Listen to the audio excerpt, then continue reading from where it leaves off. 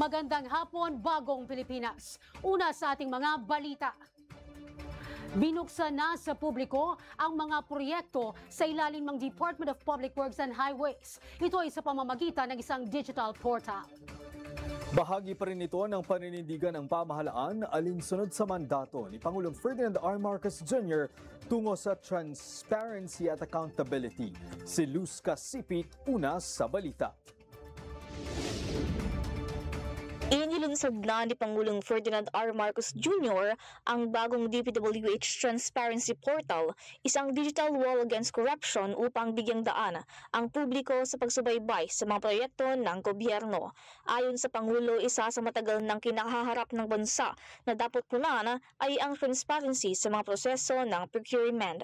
Aniya, sa pamamagitan ng bagong website ay makikita na ang detalye ng mga proyekto ng DPWH mula pa 2016, kabilang ang status ng konstruksyon, bidding at mga kontrata. Maaari ring magulat ang publiko ng posibleng anomalyang makita.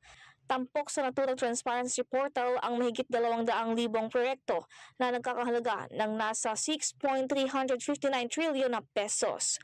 May built-in AI assistant ito na maaaring tanungin sa mga detalye ng proyekto sa wikang Filipino man o wikang Ingles. Kaya nitong magbigay ng buod detalye o listahan ng mga proyekto base sa iyong query. Maaari ring panoorin ng mga live ng mga ongoing procurement ng ahensya sa naturang portal.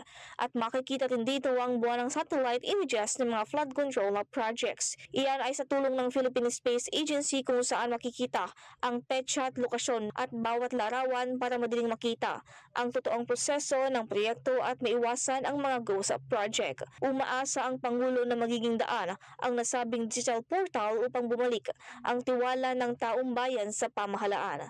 Ang nasabing website ay binuo katuwang ang private tech partners at ang Philippine Space Agency. Hinihikayat din ng publiko na gamitin ang portal upang makita ang mga proyekto at mga nangyari sa bansa.